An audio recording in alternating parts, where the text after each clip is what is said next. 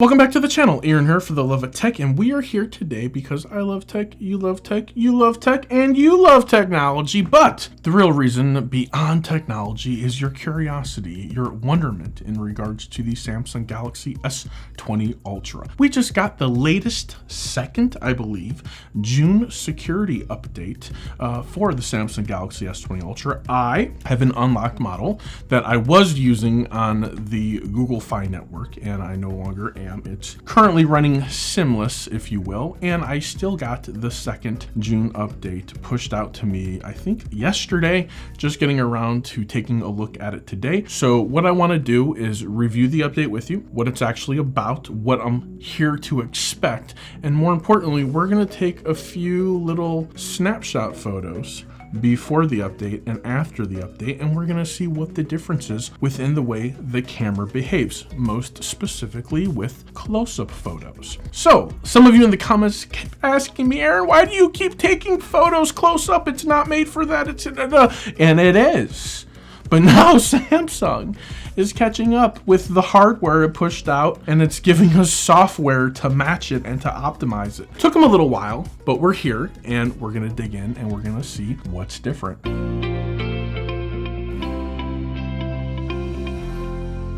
First, let's go ahead and take a look at this security update. So as you can clearly see right here, this is the one that we're calling ATF1. And it just says here, security of your device has been improved, stability, bug fixes, new or enhanced features. That's what we're always most concerned about, the new or enhanced features. So we're gonna go ahead and just take a quick little photos with this so we can see what's going on. So we are just right here on the 108 megapixel lens. So there it is.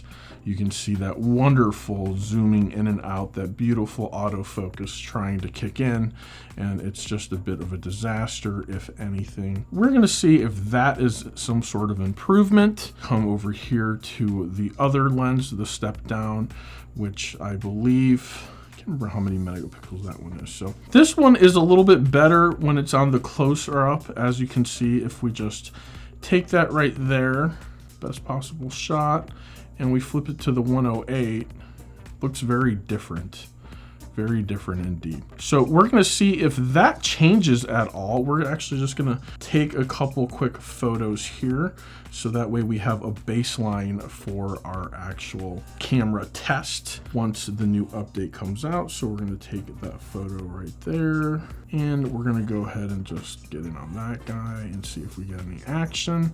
And it looks like we do. Thanks Nomadic Gear for supporting the channel. I'm kind of known for spending a ridiculous amount of money on luggage and high-end backpacks. Then I came across Nomadic bags, and I absolutely fell in love with the Nomadic backpack, and now I'm in love with the Nomadic Carry-On Pro. This is a 2-bag-in-1 type of deal, and it will not disappoint you. If you're in the market for some new luggage, a messenger bag, or a backpack that's big enough to take on a trip and still carry on the plane, then look no further. Take a moment and check them out. Link is in the description. Don't forget to click on the red sale link at the top of the page. You'll thank me later. Back to the video. I'm gonna go ahead and get this thing installed. Software update has been completed. First thing is to go ahead and take a look at our settings. Let's take a look at software update, download and install, and let's see what our latest version is. So we are definitely on 1ATF1. It says here June 1st security patch. Second security patch as of June, so your software is up to date. So let's get right into it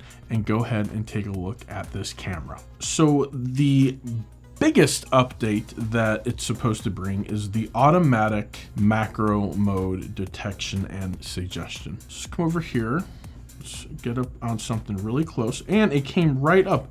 Use close up zoom right away, so a bit further away. So it's now instructing me the best way how to take the best photo. So there we go. And we're on the 108 megapixel lens. So it does work on the 108. So I'm not really too sure, guys, if this setting does anything other than just kind of kick in for us automatically when we're too close. So here we are, we're a little too close. So use close-up zoom. So there it is. It kind of moved back away, which is pretty on par with the way a macro lens works. This is a typical Android user. I'm glad I got the update, but let me complain about it as to what I wish it could do in addition to what it just gave me. Move a bit further away, so it's telling me. There we go. It's telling me that's it. But what I can tell you right now, already from looking at it, I'm not happy here with the way it's treating my antenna right there. You guys can see my antenna? Not happy about that. So let's come over here and let's get super close up on this little crystal dude here. This is Swarovski BB8. He's absolutely adorable.